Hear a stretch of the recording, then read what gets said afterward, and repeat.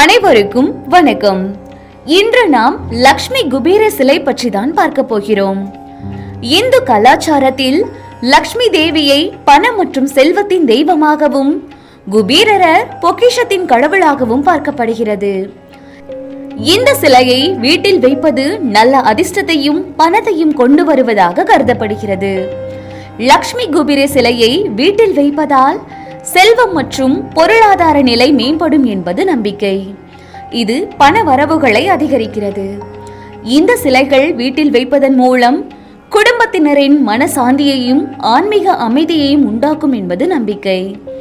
இந்த லக்ஷ்மி குபேர சிலை பலருக்கு நம்பிக்கையையும் செழிப்பையும் தருகிறது. இந்த லக்ஷ்மி குபேர சிலை உங்களுக்கும் வேண்டுமென்றால் உடனே ஸ்ரீ தியா இணையதளத்தில் ஆர்டர் செய்து பெற்றுக்கொள்ளுங்கள்.